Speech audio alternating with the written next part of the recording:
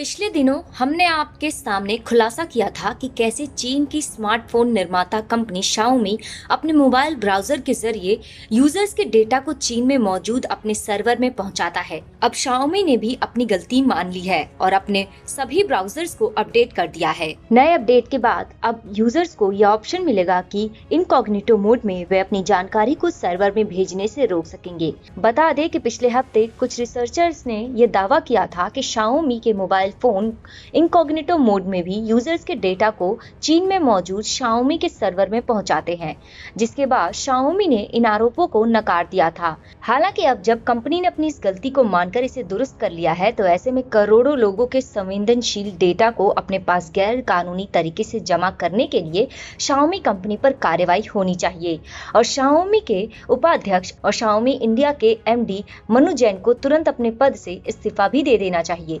Xiaomi के phone बेहद सस्ती कीमत पर बाजार में उपलब्ध होते हैं और मनु जैन के एमडी रहते हुए इस कंपनी ने भारत में अपने व्यापार को कई गुना बढ़ाया है।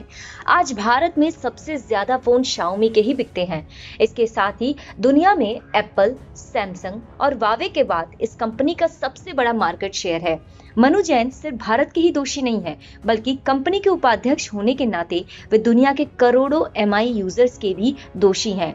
ऐसे में ना सिर्फ मनु जैन को शाओमी कंपनी के अपने सभी पदों से इस्तीफा दे देना चाहिए, बल्कि उन पर कानूनी कार्रवाई भी की जानी चाहिए। बता दें कि हाल ही में शोधकर्ताओं ने यह दावा किया था कि शाओमी फोन का वेब ब्राउजर कई महत्वपूर्ण जानकारियों को चीन में अलीबाबा के सर्वर में पहुंचा रहा था। उस रिसर्चर ने यह भी दावा किया था कि उसका फोन यह सब रिकॉर्ड कर रहा था कि उसने कौन सा फोल्डर खोला है और वह कहां स्वाइप कर रहा है। इसके साथ ही मोबाइल्स की कई सेटिंग से जुड़ी जानकारी को भी मोबाइल स्टोर कर रहा था। इसके अलावा ब्राउजर को लेकर भी यह दावा किया गया था कि यह बाकी ब्राउजर से अधिक जानकारी को कंपनी के सर्वर तक पहुंचाता है और यह प्रक्रिया इनकॉग्निटो मोड में भी जारी रहती है, जिसके बाद कंपनी ने इसे गलत करार दिया था। हालांकि अभी इसी कंपनी ने अपनी गलती को दुरुस्त करने की बात भी कही है।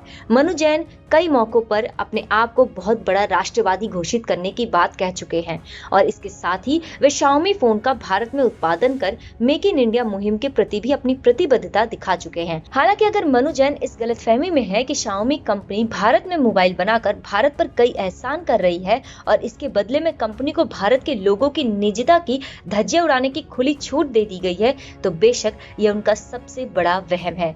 भारत सरकार को न सिर्फ शाओमी कंपनी को कटघरे में खड़ा करना चाहिए, बल्कि मनु जैन को भी तुरंत अपने पद से इस्तीफा देकर कानून के सामने सरेंडर करना चाहिए।